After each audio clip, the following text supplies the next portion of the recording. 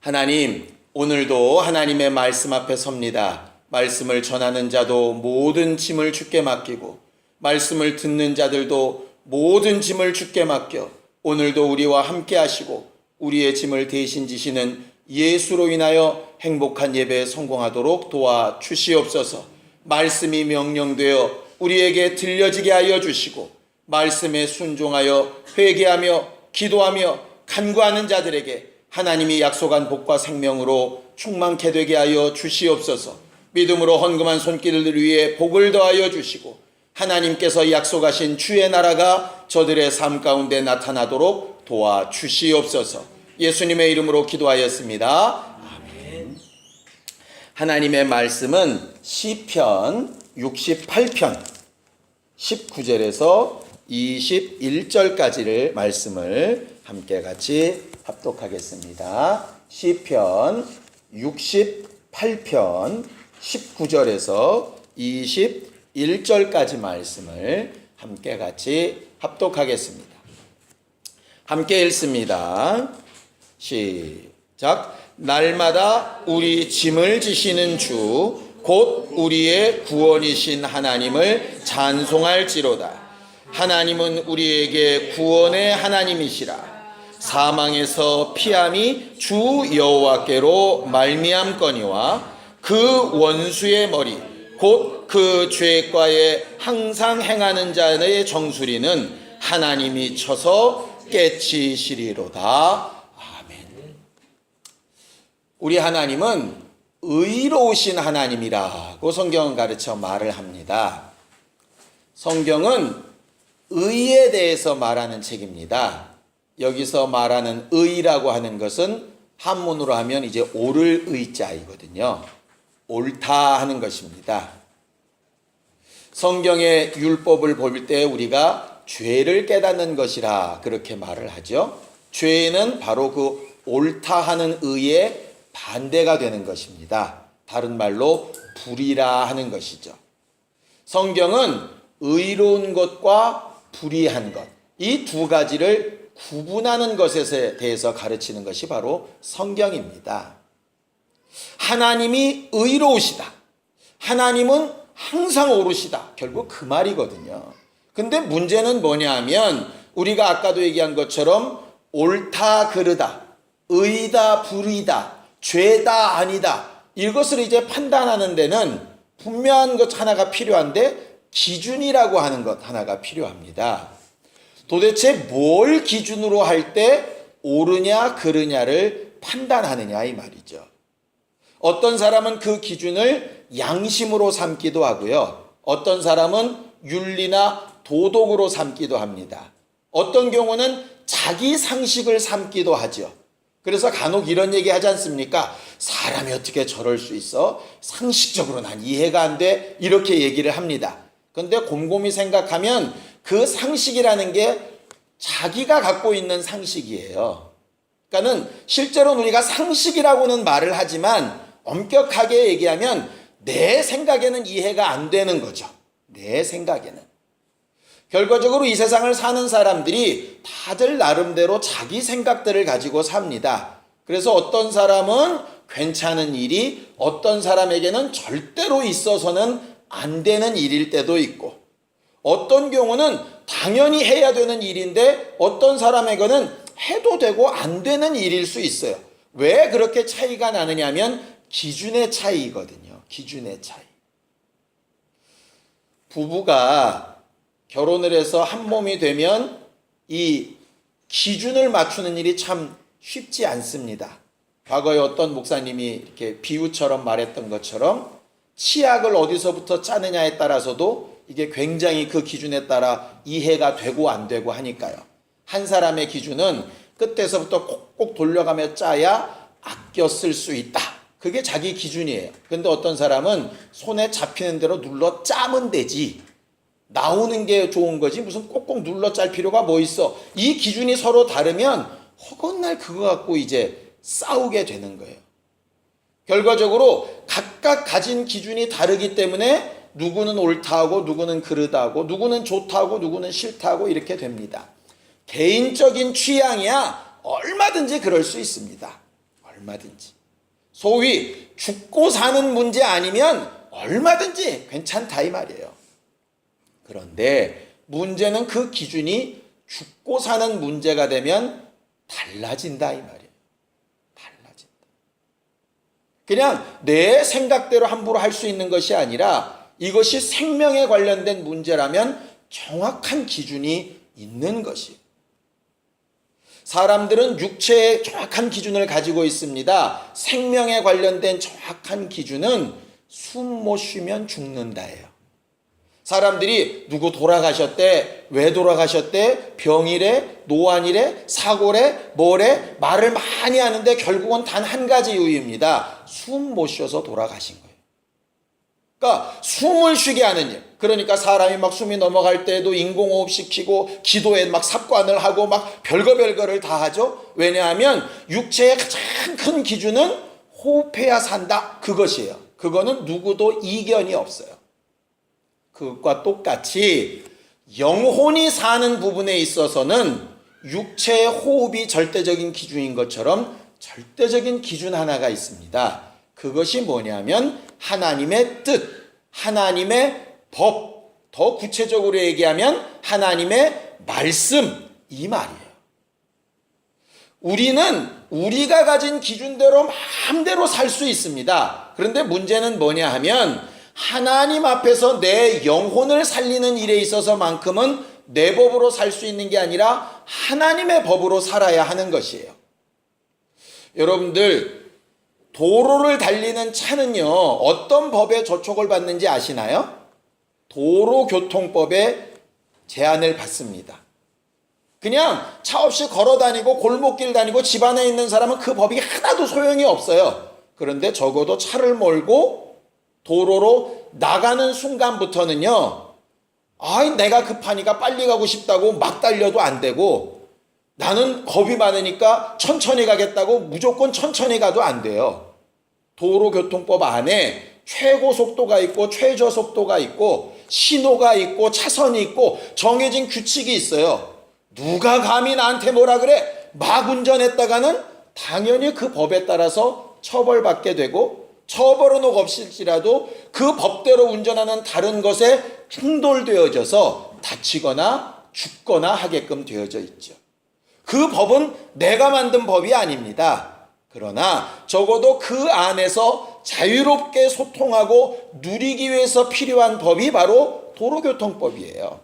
똑같은 얘기입니다. 하나님 앞에 나아가는 법, 하나님의 말씀을 제가 만들지 않았어요. 우리가 만들지 않았어요. 그래서 어쩔 때는 그 법이 우리의 마음에 혹 안 들 수도 있어요.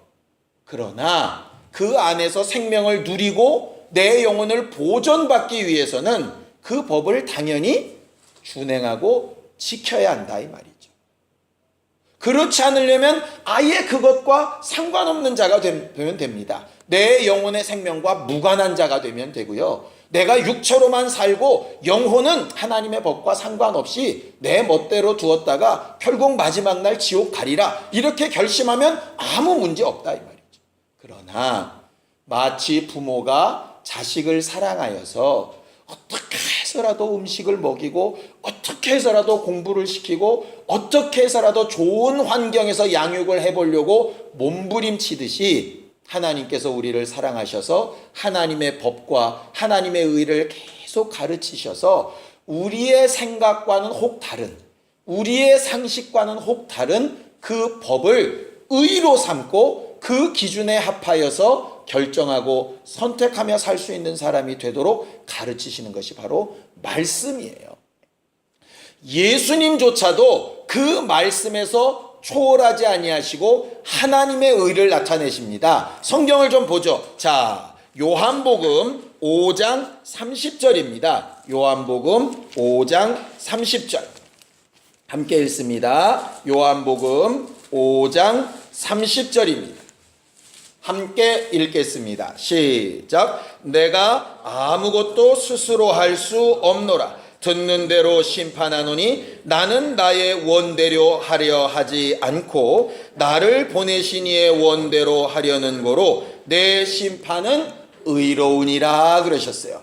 내가 하는 판단과 결정은 의로운데 왜 의로우냐? 내 임의대로 하지 않고 내 마음대로 하지 않고 내 하고 싶은 대로 하지 않고 하나님께서 정해놓으신 법대로 하기 때문이다. 이렇게 되는 거예요. 결과적으로 우리가 나라의 세금을 잘 내고 정해진 규칙을 잘 지키면 당연히 우리의 권리를 보호받는 것처럼 하나님의 법과 하나님의 뜻에 순종하는 일에도 분명히 의롭다 하여 약속하신 하나님의 일이 있다 이 말이죠. 그 일을 예수께서 오시기 이전에는 율법이 대신 감당을 했습니다. 그래서 그 율법을 듣는 사람들은 하나님의 뜻을 알게 되고 하나님의 법을 알게 되고 하나님의 생각을 알게 되지요. 그런데 율법을 받았을 때 문제가 하나 생겼어요. 자, 로마서 7장 9절에서 11절입니다. 로마서 7장 9절에서 11절입니다.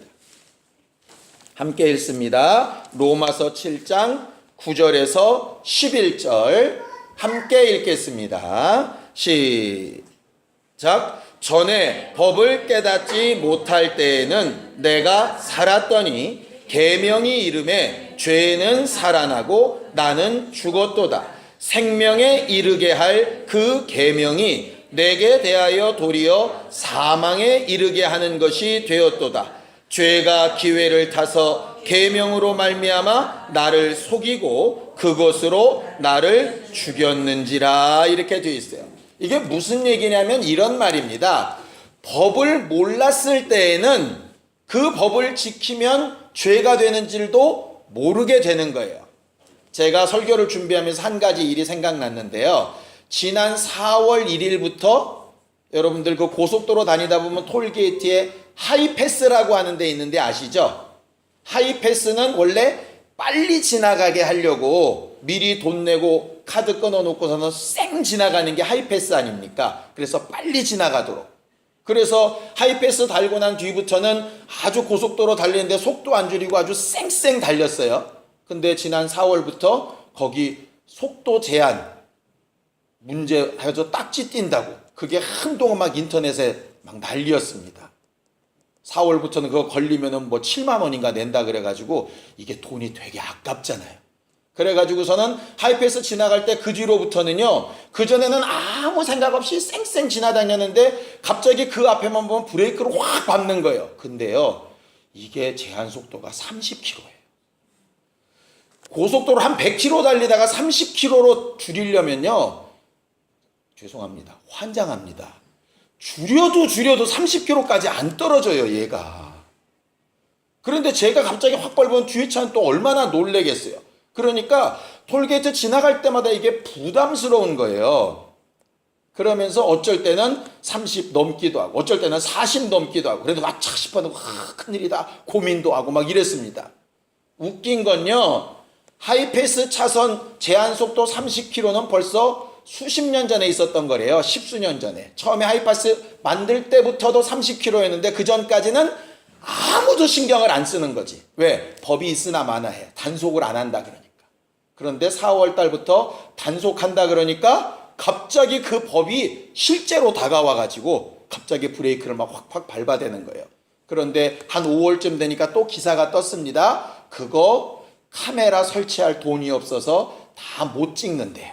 그래서 아직 거기를 속도 제한에 과속에 그렇게 과태료를 부과할 그런 계획이 없다 이렇게 나왔어요. 그러니까 또 마음이 신나져 가지고 쌩쌩 지나치게 되는데 신기한 건요, 안 찍는다더라 알면서도 한 번 이렇게 놀란 게 있어 가지고 거기만 가면 30까지는 아니더라도 이게 사람이 줄이게 되더라고. 신기한 걸 발견했어요. 다시 옛날로 돌아갈 것 같은데 옛날처럼 그렇게 90km, 100km로는 못 지나가요. 느낌이 찜찜해가지고 이거 안 찍는다 그랬다가 또 어느 날 갑자기 찍는 거 아니야? 뭐 이런 생각이 들어서 아주 낮게는 아니더라도 한 50km까지는 줄이게 되더라고. 근데 나만 그럴 줄 알았더니 다 그래요, 사람들이. 그래서 야, 이게 진짜 단속 안 하고 단속한다고 말만 해도 확실히 효과가 좀 있나 보다 그 생각이 했어요. 왜 이렇게 길게 설명을 했냐? 율법이 꼭 그와 같다 이 말이에요. 그 이전에 하나님은 정말 이렇게 하면 죄라 저렇게 하면 죄라 말씀하신 게 있는데 사람들이 그 법을 모를 때에는 상관없어요. 제 마음대로 살아요. 그리고 나서 양심의 가책도 안 돼요. 그런데 문제는 예수를 믿기 시작한 다음부터, 예배 나오기 시작한 다음부터, 우리가 교회 신앙생활을 하기 시작한 다음부터 왜 그렇게 죄에 대한 말은 많고도 많은지, 이것도 죄라 그러고 저것도 죄라 그러고 째려봐도 죄라 그러고 미워해도 죄라 그러고 욕해도 죄라 그러고 무조건 다 사형에 처하는 죄래. 그것도 로마서에 보면. 그러면 이게 마음이 부담이 되잖아요. 이래도 부담되고 저래도 부담되고. 그러다 보니까 율법 가운데 있었던 많은 구약 사람들이 그것에 매여서 율법을 아는 것 자체가 도리어 부담스러운 거예요. 예를 들어 이전까지는 예수 안 믿을 때는 마음대로 살아도 양심에 거리낌이 없었는데 살기는 살아요. 그렇게 안 살면 좋은데 살기는 여전히 살면서 괜히 캥겨 이게. 그러다 보니까 그런 말씀을 알려준 목사가 원망스럽고 그런 예수를 믿게 전도해준 마누라가 기분 나쁘고 자꾸 이렇게 되는 거예요. 왜? 그전까지는 양심의 자유를 얻고 마음껏 살았는데 뭔가 잘못을 하면서도 찜찜한 거지 마음속에. 결과적으로 율법은 그 일을 하게 하는 것이라 이 말이에요. 그 일을. 우리가 하나님의 법을 알면 알수록, 말씀을 들으면 들을수록 마음이 조금이라도 찜찜해지고 무거워지고 아파지고 하는 거 굉장히 정상적인 겁니다. 정상적인 일이라 이 말이에요. 문제는 하나님께서 그렇게 괴로워하고 힘들하고 어려워하라고 율법을 주신 것이 아니라 그렇게 마음이 무겁고 어려우면 그 율법을 통한 죄에서 자유할 수 있는 방법을 찾으라고. 자유할 수 있는 방법. 그 방법을 찾게끔 하시는 것이 복음이거든요. 결국 그런 두려움과 찜찜함이 있어야 결국 예수를 찾게 되는 것이에요. 쉽게 얘기하죠. 아이들이 지금 되게 많은데요. 저 아이들이 평소에도 부모들이 그 아이들의 건강에 대한 관심이 굉장히 많을 겁니다.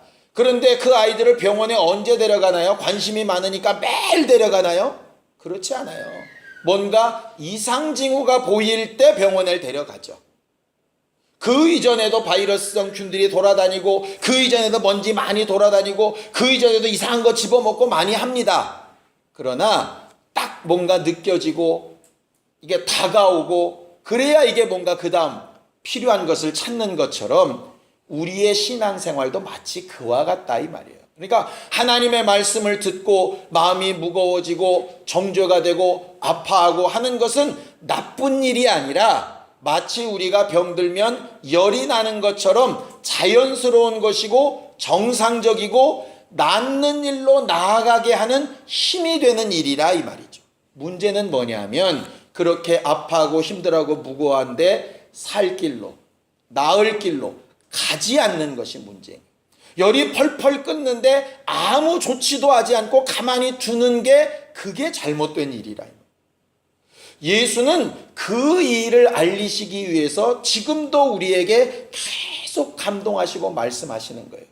아까 로마서 말씀처럼 하나님의 법을 아는 순간에 무겁게 되어지고 죽게 되어지고 답답하게 되어진 것의 문제가 아니라 그 다음이 문제라 이 말이죠. 그 다음. 그것을 가르치기 위해서 구약에 가르치는 큰 제사 하나가 있는데 그게 바로 속죄일 제사라 하는 것입니다. 속죄일 제사. 속죄일은 1년 가운데 단 한 번 대제사장이 사람들의 죄를 대신해서 하나님 앞에 나아가는 그것을 속죄일 제사라고 불러요. 성경을 좀 보죠. 레위기 16장입니다. 레위기 16장 8절에서 10절까지 말씀을 함께 같이 보겠습니다. 레위기 16장 8절에서 10절까지 말씀을 함께 보겠습니다. 구약성경 170페이지 레위기 16장 8절에서 10절까지 함께 읽습니다. 시작. 두 염소를 위하여 제비 뽑되 한 제비는 여호와를 위하고 한 제비는 아사셀을 위하여 할지며 아론은 여호와를 위하여 제비 뽑은 염소를 속죄제로 드리고 아사셀을 위하여 제비 뽑은 염소는 산대로 여호와 앞에 두었다가 그곳으로 속죄하고 아사셀을 위하여 광야로 보낼지니라. 이렇게 되어 있어요. 제사를 드리는데 염소를 2마리를 이렇게 준비합니다. 그래서 2마리 중에 1마리를 제비 뽑아서 1마리는 하나님 앞에 죽여서 그 피로 죄를 용서받게 하는 제사를 드려요.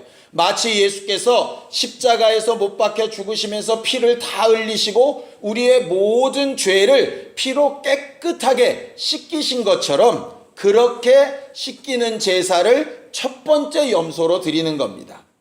문제는 뭐냐면요, 염소를 잡아서 그 피를 들고 하나님의 지성소까지 들어가서 하나님 앞에 속죄할 때 이미 백성들의 죄는 다 용서되는 것이에요. 문제는 제사장이 들어가서 이렇게 제사하고 있는 동안에 밖에 있는 백성들은 이 제사장이 하는 일이 보이지 않는다는 거죠. 마치 2000년 전에 예수께서 자기 피로 하늘에 올라가셔서 우리의 모든 죄를 다 사해 놓으셨는데 우리는 그 예수가 지금 눈에 보이지 않고 그 예수가 우리 죄를 용서하신 것이 느껴지지 않는 것과 똑같은 겁니다. 언제 느껴지느냐? 그 제사장이 나와서 백성들 앞에 선포할 때 모든 제사가 다 완성되었다. 마치 우리가 믿지 아니하는 자들에게 가서 당신들이 원래 자기의 법으로는 의인이지만 하나님의 기준에는 죄인이다. 마치 도로 위에 있지 않을 때는 도로교통법이 필요 없지만 도로 위에 올라서면 누구라도 그 법에 저촉을 받아야 되는 것처럼 하나님의 법 아래서는 당신들 다 죄인이다. 그런데 예수께서 이미 그 죄를 다 용서해 놓으셨다고 우리가 전도할 때에 비로소 그들이 예수가 우리의 죄를 속하신 것을 아는 것처럼 그렇게 제사장이 선포할 때 그들은 알게 되는 것이에요. 근데 문제는 뭐냐면 알고 나서도 여전히 그들을 죄 가운데 있고 죄를 짓고 살아가고 있다 하는 것이죠. 제사장이 들어가서 그렇게 제사를 지내는 그 순간에도 그들은 밖에서 죄 지을 수 있어요. 마음으로도 범죄하고 생각으로도 범죄하고 사람들끼리 툭탁거리고 얼마든지 범죄할 수 있거든요. 그러면은 그 죄는 또 어떡하랴? 이전에 용서한 죄는 하나님께서 하셨다 할지라도 지금 또 짓고 있는 죄는 어떡하랴? 그때 필요한 것이 2번째 염소, 2번째 살아있는 염소에다가 안수해서 그 염소를 광야길로 완전히 떠나보내는 거예요. 오늘 우리가 읽었던 시편 본문에 날마다 우리 짐을 대신 지시는 주라 이렇게 되어져 있습니다. 사람들은 짐을 져준다고 하니까 이 짐 좀 져줬으면 좋겠다. 야, 이 육아의 짐 좀 져줬으면 좋겠다. 이 학업의 짐 좀 대신 져줬으면 좋겠다. 뭐 이런 생각하는데 물론 그것도 짐이 맞기는 맞지요. 근데 진짜 짐은 뭐냐면 죄, 정죄받는 것, 마음에 무겁고 뭔가 찜찜하고 답답하고 제대로 살아야 되는데 제대로 살지 못하는 그 죄의 문제라 이 말이에요. 그 죄의 짐을 대신 짊어지시는데 어떻게 짊어지시느냐? 그 아사셀 염소와 같이 대신 짊어지시고 완전히 그 눈앞에서 떠나가시는 것으로 짐을 짊어지시는 거예요. 그래서 침례 요한이 예수를 가르쳐 이렇게 말하죠. 보라, 세상 죄를 지고 가는 어린 양이라 할 때 그게 바로 아사셀 염소라는 뜻이에요. 우리는 어떻게 하나님 앞에서 자유할 수 있느냐? 하나님의 말씀을 듣고 하나님의 말씀을 아는 순간 말씀대로 살지 못하는 죄, 기도하지 않고 전도하지 못하고 헌신하지 못하고 다른 이들을 사랑하지 못하고 베풀지 못하고 그리스도의 일을 감당하지 못하고 얼마나 많은 죄들을 짓습니까? 예수께서 말씀하신 대로 따지면 미워하고 욕하고 시기하고 질투하고 전부 죄인데 그런 것들을 우리가 어떻게 다 해결할 수 있느냐 이 말이에요. 그런데 그 모든 죄를 과거에 하나님을 몰랐던 때처럼 무시하고 나가서 짊어지면서 막가파식으로 사는 것이 아니라 오늘도 내 그 죄의 짐을 예수께로, 오늘도 죄의 짐을 예수께로 이렇게 옮겨놓는 일, 짊어지고 가는 것은 예수가 하실 테니까 사람들이 마치 손을 얹어 그 위에 안수하듯이 내 죄를 옮겨놓는 일, 그 옮겨놓는 일 하는 것을 하는 것으로 우리가 신앙생활에 성공해야 하는 것이라. 그것을 가르쳐서 성경은 뭐라고 부르느냐 하면 회개라고 부릅니다. 회개는 이런 죄 저런 죄 고백하는 것도 회개이지만 예수께 내 모든 죄의 짐을 옮겨놓는다 하는 뜻이에요. 예수께서 해결해 주시기를, 예수께서 담당해 주시기를, 정말 미안하고 죄송하지만 좀 부탁하기를, 내 힘으로 도무지 할 수 없어 그렇게 행하기를 사모하는 것 말입니다. 아이들이 어렸을 때 엄마 아빠에게 부탁하고 자기의 짐을 대신 져달라고 말하는 일에 전혀 부끄러워하지 않습니다. 한 번, 두 번, 10번, 100번 엄마 아빠에게 요청하고 말하는 일에 전혀 두려워하거나 거리끼지 않는다. 왜 천국을 어린아이와 같은 자가 소유한다고 하셨을까? 결국 내 모든 수고하고 무거운 것들을 주께로 옮기고 회개하는 일에 익숙한 사람이어야 한다. 그런데 왜 우리가 회개를 잘 안 하게 되는지 압니까? 해봐야 또 뭐해, 또 질 텐데, 이런 낙심 가운데 있어서 안 할 때도 있고, 어쩔 때는 이미 예수께서 용서하셨는데 이미 예수께서 지성소에 들어가서 다 끝내셨대, 그러면서 자기의 죄를 무시해서 회개를 안 하고, 어쩔 때는 귀찮고 그냥 별로 내 마음에 느껴지지 않아서 회개를 안 하는 경우가 있죠. 성경은 분명히 얘기합니다. 우리가 죄 가운데 매여서 눌려 죽으면 안 돼요. 마치 아까 우리가 시편 본문에 얘기하는 것처럼 죄 짓는 자들의 머리, 그 정수를 하나님께서 깨트리신다 하는 것처럼 죄를 정말 머릿속에 지고 그것 때문에 두려워하고 괴로워해서는 안 되는 문제예요. 반대로 그 죄를 무시해서도 안 되는 문제예요. 원수가 자꾸 착각하게 하는 게 뭔지 압니까? 너 예수 피로 구원받았다며 죄는 이제 너랑 상관없어, 아무렇게나 살아도 괜찮아, 이렇게 착각하게 만들어요. 그게 잘못 가면 구원파로 가는 거예요. 이미 구원받았는데 이렇게 가는 거죠. 반대는 뭐냐면 구원까지 받았는데 나는 왜 요 모양 요 꼴밖에 못 살까, 이렇게 낙심하게 만드는 거예요. 성경은 말씀을 듣고 읽을 때 진단을 받듯이 두렵고 떨림으로 받는 것 정상, 그 다음에 그 두렵고 떨림을 반드시 회개라는 것으로 예수께 그 짐을 옮겨놓고 자유한 게 두 번째 정상, 이렇게 얘기하는 거예요. 세상 사람들이 볼 때는 어쩌면 사람이 저렇게 양심도 없냐, 죄 짓고 또 회개한다 그러고 죄 짓고 또 회개한다 그러고 어쩜 그러냐. 마치 아까 제가 하이패스를 지날 때 여전히 30km라고 하는 제한 속도는 어기며 달리고 있지만 전보다는 좀 더 나아지고 두렵고 떨림으로 억지로 욕해가면서 누가 이 따위를 30km로 만든 거야? 이렇게 욕하면서 지나는 게 아니라 내 스스로의 안전을 위해서 속도를 줄이며 지나가는 삶으로 조금씩 변해가듯이, 그렇게 되어지는 심지는 일을 예수께 맡기는 것이 신앙생활이 맞다 이 말이에요. 이 일에 절대적으로 필요한 것이 회개입니다. 많은 사람들이 오해하는 것들 중에 하나가 뭐냐면 이런 겁니다. 베드로가 예수께 묻죠. 예수님, 내 형제를 내가 7번 용서해 주면 되나요? 뭐라고 얘기하시죠? 70번씩 7번이라도 용서해 주라. 그러니까 무조건 용서해 주라, 이렇게 한 것처럼 착각돼요. 그런데 누가복음에는 똑같은 상황을 뭐라고 얘기하는지 아십니까? 형제가 내게 돌아와 회개하거든, 이렇게 돼 있어요. 우리는 제가 전에도 한번 말씀드렸지만 성경을 읽을 때 어떤 결과보다도 조건을 좀 중심으로 봐야 됩니다. 하나님은 항상 어떻게 할 때에 라는 것이 있어요.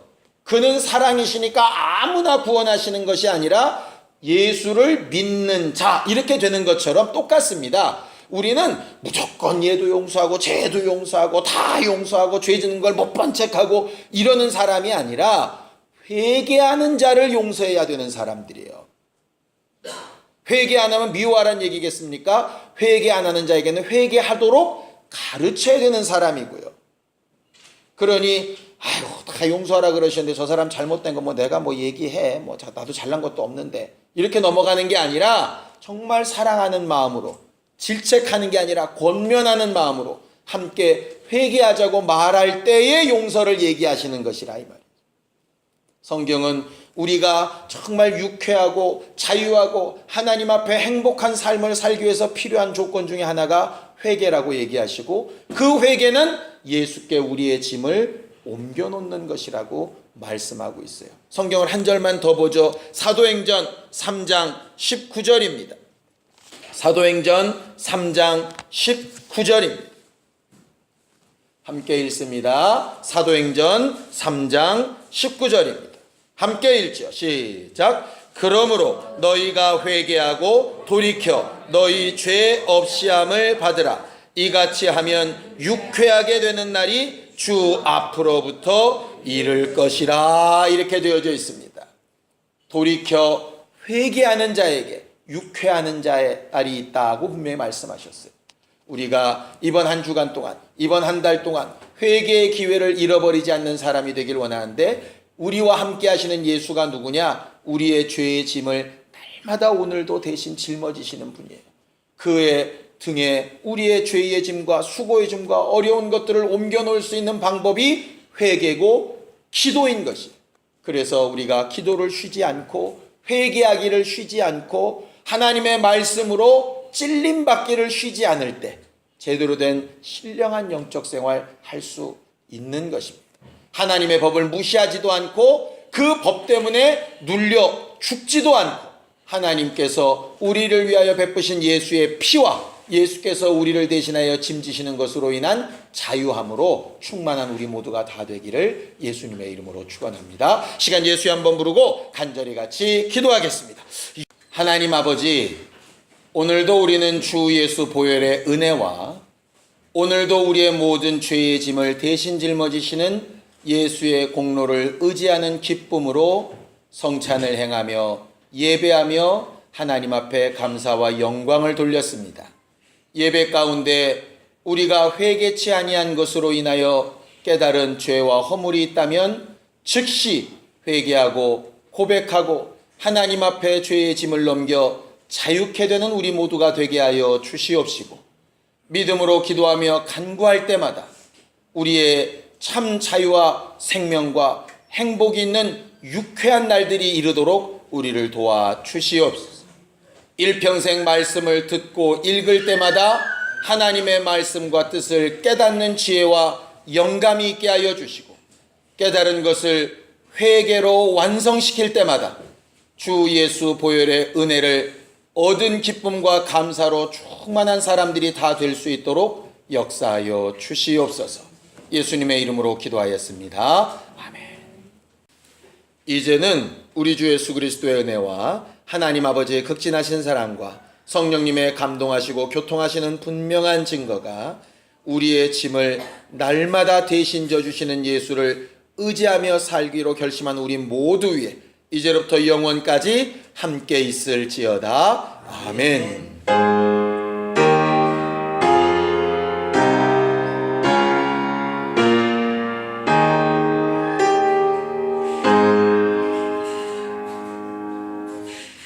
우리 예배 받으신 하나님 앞에 감사하는 것을 끝내겠습니다. 수고하셨습니다. 감사합니다.